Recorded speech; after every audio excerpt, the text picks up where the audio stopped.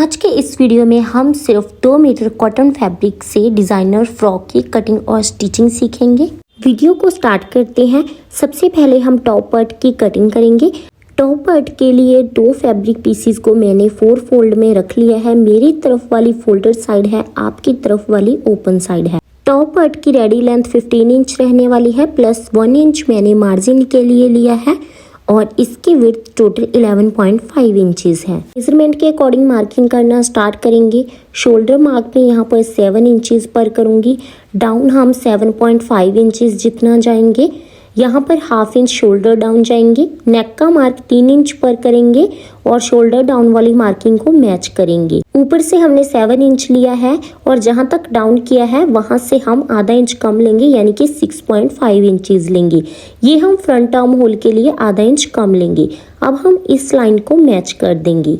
Chest round हमारा 39 inches है, उसका फोर्थ लिया मैंने 9.5 इंच प्लस 2 इंच हम लूजिंग के लिए लेंगे।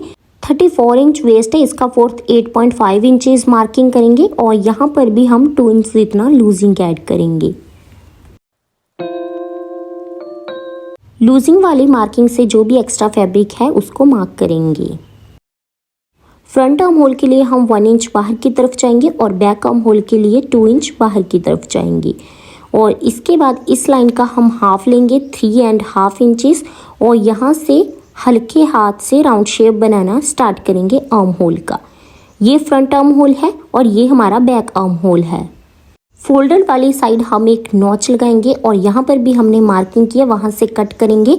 एक बार फ्रंट आर्म होल को कट नहीं करेंगे, सिर्फ बैक आर्म होल को कट करेंगे और एक्स्ट्रा फैब्रिक को भी कट कर देंगे। फ्रंट आर्म होल की मार्किंग के लिए हम बैक पार्ट को इससे अलग कर देंगे और अगेन फैब्रिक को सेट करते हुए हम फ्रंट आर्म होल को कट कर देंगे। तो ये हमारा फ्रंट पार्ट हो गया है। इसके ऊपर एक बार हम मेंशन कर देते हैं, ये हमारा फ्रंट पार्ट है। अब हम बैक पार्ट लेंगे और नेक मार्क करेंगे। नेक ब्रॉड 2.5 इंचेस रखूंगी और नेक डेप्थ में यहाँ पर 5 इंचेस जितना रखूंगी और यहाँ पर भी हम ब्रॉड 2.5 इंचेस लेंगे। बॉक्स बनाते हुए इसको भी हम हल्का राउंड शेप करेंगे और बैक नेक को कट कर देंगे। टॉप पार्ट के लिए हमने टॉप पार्ट के फ्रंट और बैक पार्ट्स कटिंग कर लिए हैं। अब नेक कटिंग करेंगे। यहाँ पर मैंने पेस्टिंग वाला बुकरम लिया है, बुकरम को डबल फोल्ड करेंगे।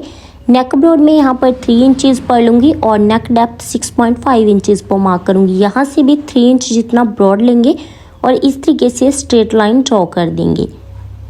अंदर की तरफ हम 1 इंच जितना जाएंगे और यहीं से हम राउंड शेप स्टार्ट करेंगे। नीचे वाला पोटली बटन डिज़ाइन बनाने के लिए हम 8 इंचेस जितना जाएंगे। आप ये 9 इंचेस तक भी जा सकते हो। तकरीबन 0.25 इंच जितना हम इस तरीके से मार्क करेंगे, यानी कि इससे भी 1 पॉइंट कम। अब हम 0.75 इंच जितना नेक बाहर की तरफ से ब्रॉड रखेंगे। बुकरम को सेट करने के लिए हम यहाँ पर एक बार पिन से सिक्योर कर देंगे अच्छे से और की हुई मार्किंग के ऊपर हम नेक को कट कर देंगे।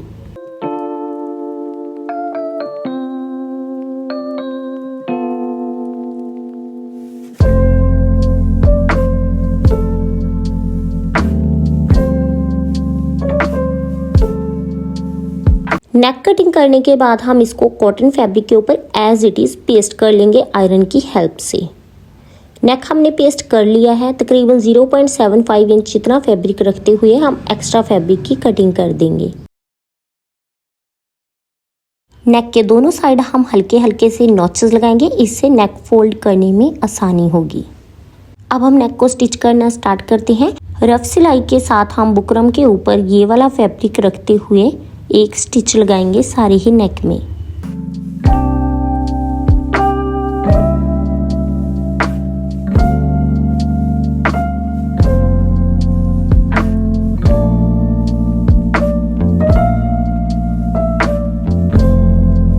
इसके बाद नेक को 20 सेंटर में से पकड़ेंगे और एक नॉच लगा देंगे।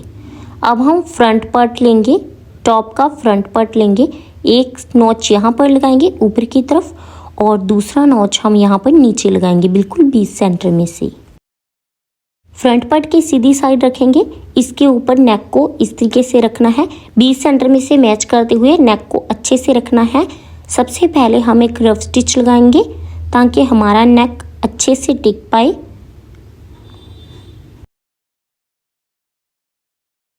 अब हम नेक के ऊपर पक्की सिलाई लगाएंगे। ये वाली सिलाई हमने बुकरम के बिल्कुल पास पास लगानी है, सिलाई बुकरम के ऊपर नहीं जानी चाहिए।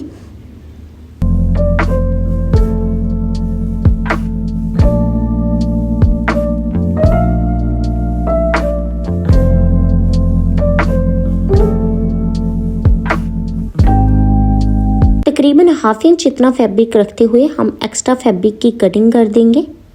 एक बार हम यहाँ से नेक को कट करेंगे। इसके बाद बिल्कुल 20 सेंटर में से बिल्कुल ध्यान से सिलाई के ऊपर आपने कट नहीं लगाना है, बहुत ही ध्यान से आपने ये वाला कट लगाना है सिलाई के बीचों बीच। नेक में हल्के हल्के से नॉचेस लगाएंगे, इससे नेक फोल्ड करने में आसानी होगी। एक हल्का सा कट यहाँ पर लगाएंगे और नेक को अंदर की तरफ फोल्ड कर देंगे। इस तरीके से फोल्ड करने के बाद एक बार अच्छे से प्रेस की हेल्प से सेट कर लेते हैं। मैंने इस तरीके से नेक फोल्ड करने के बाद तुरपाई कर ली है, कोई भी रफ स्टिच लगाने की ज़रूरत नहीं पड़ी और हमने सीधा तुरपाई कर ली। अब हम इसके ऊपर पोटली बटन्स अटैच करने वाले हैं। पोटली बटन्स लगाने के लिए हम सिंगल फुट का यूज़ करेंगे, डबल फुट से फिनिशिंग से नहीं लगेंगे। तो देखिए सिंगल फुट मैंने लगा लिया है। अब हम पोटली बटन्स लगाना स्टार्ट करेंगे। आप चाहें तो ये हाफ इंच या 1 इंच के गैप पर लगा सकते हैं, पर मैं ये वाले पोटली बटन्स बिल्कुल साथ ही साथ लगाने वाली हूँ। बिल्कुल ध्यान से आपने इसके ऊपर धीरे धीरे स्टिच लगाते जाना है और साथ ही साथ आपने पोटली बटन्स रखते जाना है। पोटली बटन्स मैंने यहाँ पर फैब्रिक की ही बनाई हैं, बीच में मैंने फैब्रिक ही इंसर्ट किया है। आप चाहें तो कॉटन भी इंसर्ट कर सकते हैं, थर्माकोल बॉल्स आते हैं वो भी इंसर्ट कर सकते हैं फैब्रिक के बीच।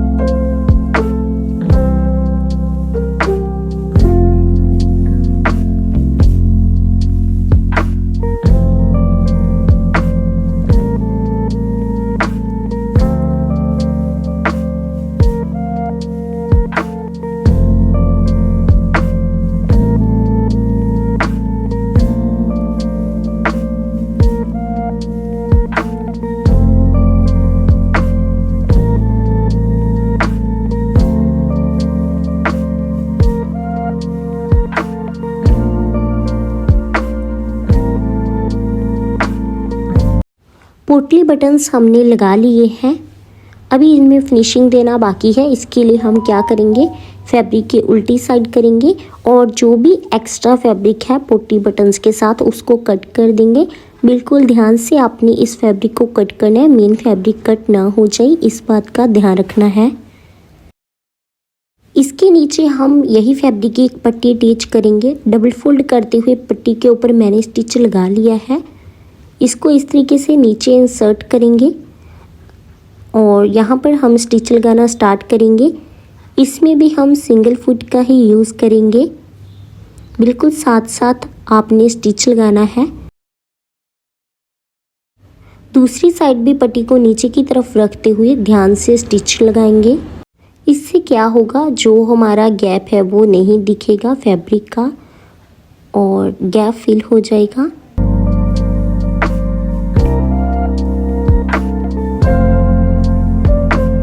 हमारा फ्रंट पार्ट पर डिज़ाइन बनकर बिल्कुल रेडी है। बैक नेक के ऊपर हम यूजली जैसे ओरेप पट्टी लगाते हैं उसी तरीके से ओरेप पट्टी लगा लेंगे। अब स्लीव्स की कटिंग करते हैं। मेरे तरफ वाली फोल्डेड साइड है, आपके तरफ वाली ओपन साइड है। फैब्रिक 4 फोल्ड में है। स्लीव्स की लेंथ 20 इंचेस है और विड्थ में हमारा फैब्रिक 10 इंचेस है। स्लीव्स का फ्रंट 4.5 इंचेस पर मार्क करेंगे। 1.5 इंच जितना हम मार्जिन ऐड करेंगे।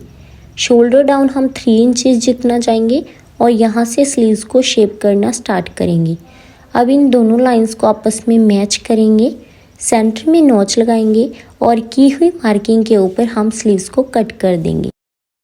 स्लीव्स फोल्डिंग के लिए 1.5 इंच का हम नॉच लगाएंगे और स्लीव्स को ओपन करते हुए 2 पल्लों पे हम फ्रंट आर्म होल की कटिंग करेंगे। स्लीव्स की कटिंग हो गई है, अब इनको नीचे से फोल्ड कर देंगे। फ्रॉक का नीचे वाला फ्लेयर बनाने के लिए मैंने यहाँ पर फैब्रिक के 2 पीसीज लिए हैं। ये हमारे पास अलग अलग 2 पीसीज हैं। फैब्रिक की विड्थ 55 इंचेस है और लेंथ में हमारा फैब्रिक 30 इंचेस है। फैब्रिक को एक बार और फोल्ड करेंगे। 4 फोल्ड में हमारा फैब्रिक हो गया है। अब इसके सेंटर में एक नॉच लगाएंगे। फैब्रिक के हम प्लीट्स बनाने वाले हैं जो हमने अभी कट किए हैं। तो टॉप पार्ट के ऊपर हम इस फैब्रिक को इस तरीके से रखेंगे।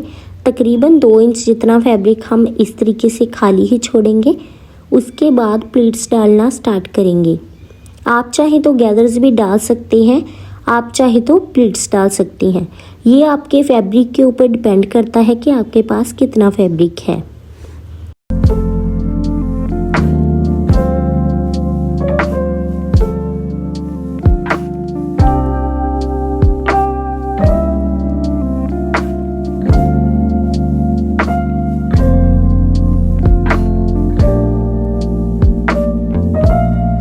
जैसे हमने फ्रंट पार्ट्स की प्लीट्स डाली हैं वैसे ही हम बैक पार्ट्स की प्लीट्स भी डाल लेंगे। दोनों ही पार्ट्स रेडी करने के बाद हम इनके शोल्डर ज्वाइंट करेंगे। जैसा कि वीडियो में दिखाया जा रहा है हम यूजली ऐसे ही शोल्डर को ज्वाइंट करते हैं।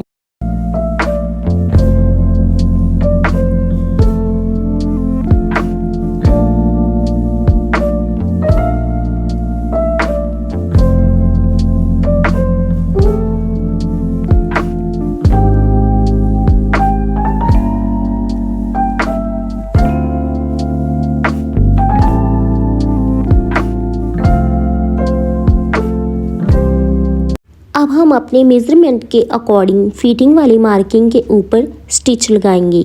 ये वाला स्टिच हम टिल एंड तक लगाएंगे।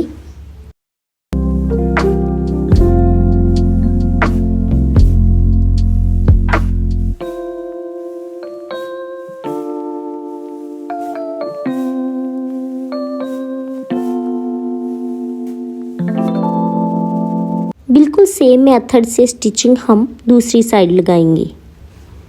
फिटिंग वाली सिलाई लगाने के बाद हम दोनों ही स्लीव्स को हमारी फ्रॉक के साथ अटैच कर देंगे।